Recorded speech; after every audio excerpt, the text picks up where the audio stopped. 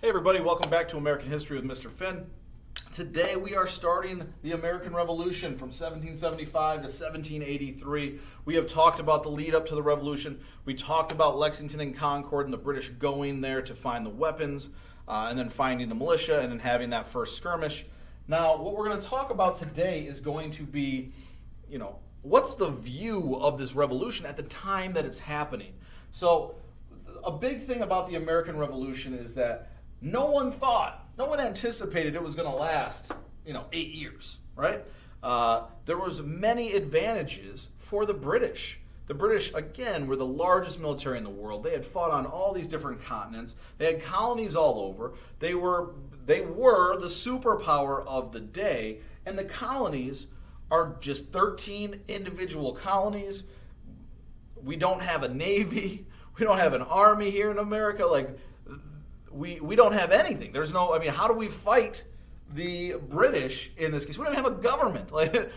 Who's in charge? And so, if you were looking back at if you were existing in this time period, you would think, all right, is there really a way that the American colonies can fight the British Empire?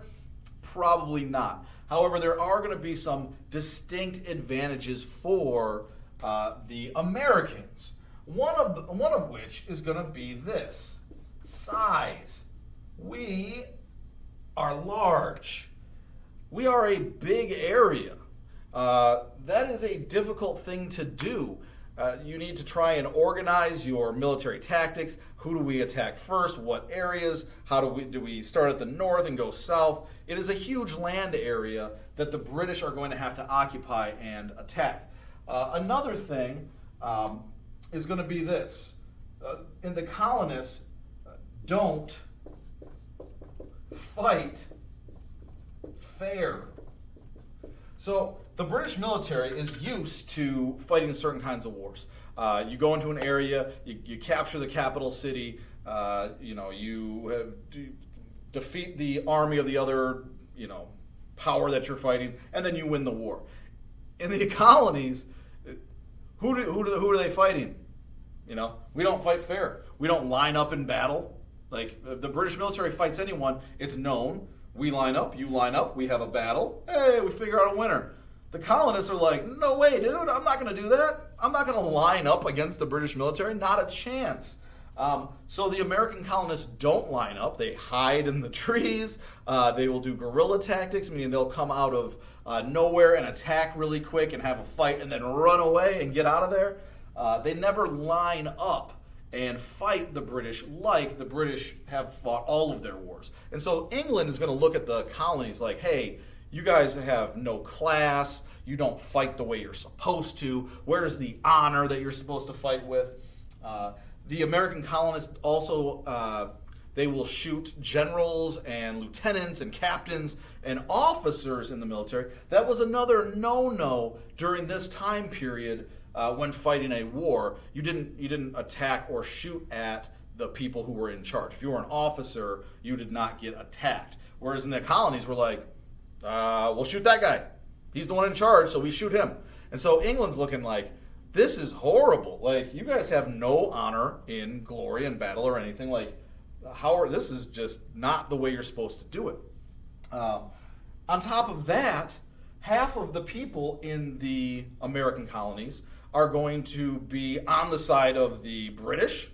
We're looking at 2/5. I'll show you here. 2/5 patriots, meaning they wanted to break away from England. 2/5 loyalists, meaning they were loyal to England. And then 1/5, in the middle, undecided. They weren't sure what they were going to do. So if you look at it, who's the good guy, who's the bad guy? The British don't know. Oh, are you a loyalist? Are you trying to help me? You look just like that guy. And that guy is a patriot. So they don't know who's the bad guy, who's the good guy. They're fighting a huge area. The people that they're fighting are shooting officers, hiding in woods and running around. We don't really have a capital city, so there's all right, we'll go to New York and burn it down. And we're like, all right, we'll move to Philadelphia. And then we'll just go some other place. So how do you know when you win if you're the British? Those are very big disadvantages that England has in this war. So today, what you are going to be doing in class is you are going to look at, sorry, let me get this off the board. You are going to be looking at the American Revolution and finding our images. I want you to find 5 and 2 to 3 sentences. Description.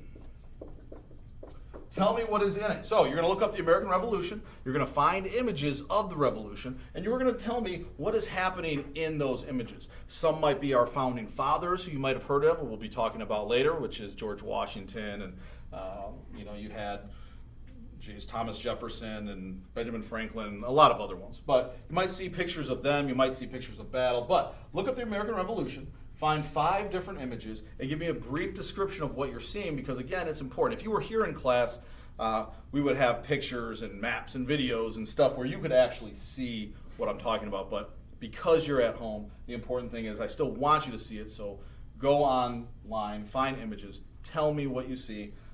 Also, make sure you do it today. You guys have been doing a great job for participation and attendance, so I look forward to seeing what images you guys find.